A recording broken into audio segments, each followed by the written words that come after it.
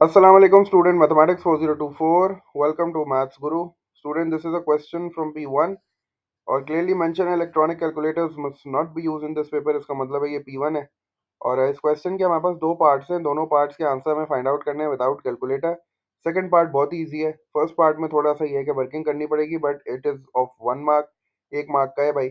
और चूंकि कैलकुलेटर नहीं है तो वर्किंग के बगैर मैं आंसर इसका लिख नहीं सकता। तो जल्दी से स्टार्ट करते हैं कैसे हम इसको सॉल्व कर रहे हैं, what is the strategy. I hope ये स्ट्रेटजी तुम लोग के लिए हेल्पफुल होगी इंशाल्लाह। क्वेश्चन ये है कि वर्कआउट दो पार्ट्स है। फर्स्ट पार्ट में कह रहा है 1 2 3 4.4 डिवाइड बाई 8। तो चूंकि ये डिवीजन का क्वेश्चन था तो मैंने इसको पहले फ्रैक्शन की फॉर्म में लिख दिया है।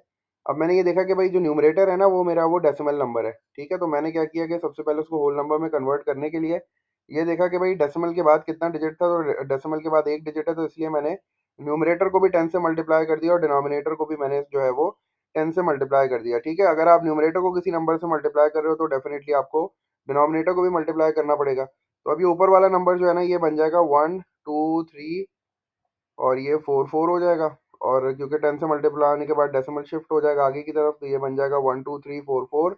और जब आप 8 को 10 से मल्टीप्लाई करोगे तो ये बन जाएगा 80, ठीक है।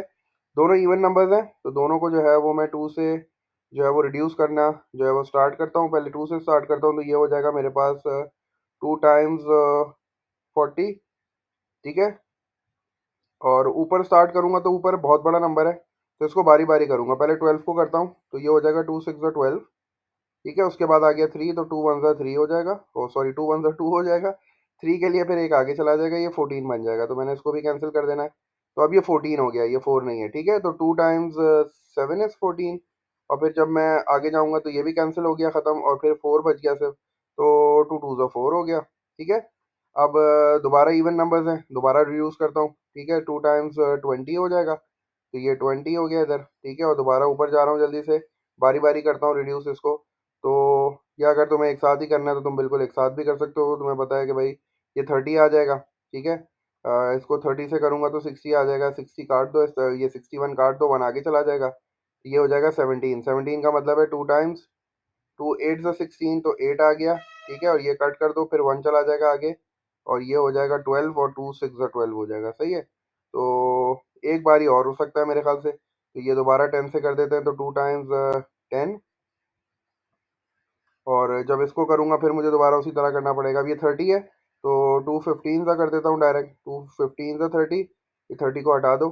फिर 8 के साथ है 2 4 सा 8, तो 4 आ जाएगा और फिर 2 3 सा 6 हो जाएगा, सही है। अब ये इवन नंबर नहीं है, 1 5 4 3 is not an even number. तो अब मैं इसको लिख लेता हूँ कि ये बचा क्या है, ये बचा है 1 5 4 3। और जब मैं इसको 10 से डिवाइड करूंगा तो डिवाइड करना तो बहुत आसान है, आपको पता है 10 से 100 से 1000 से डिवाइड करना और मल्टीप्लाई करना आसान होता है। जब मैं इसको 10 से डिवाइड करूंगा तो डेसिमल जो है वो एक प्लेस, अभी डेसिमल इस साइड पे है तो इधर शिफ्ट हो जाएगा, तो मेरा जो फाइनल आंसर आ जाएगा दैट विल बी 154.3 हो जाएगा।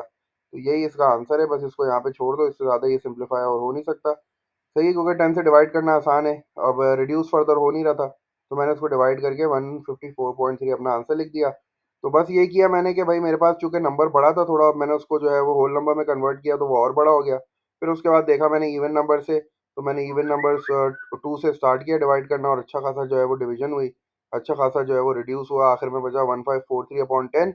और फिर डिवाइड कर दिया मैंने 10 से, यहाँ डेसिमल था एक आगे शिफ्ट हो गया, तो 154.3 154.3 इसका आंसर आ गया।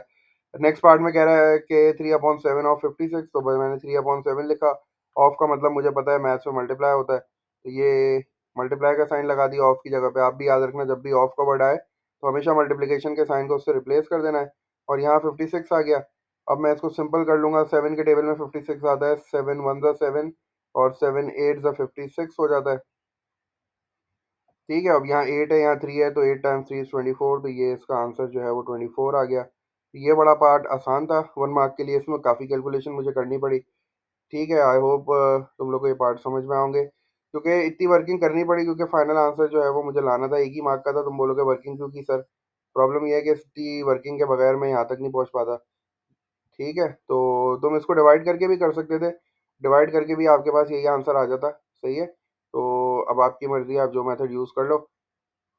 बाकी इंशाल्लाह मैं और कोशिश करता हूँ इस तरह के क्वेश्चंस निकालूं और उसके सॉल्यूशंस जो है वो तुम लोगों के साथ शेयर करूँ।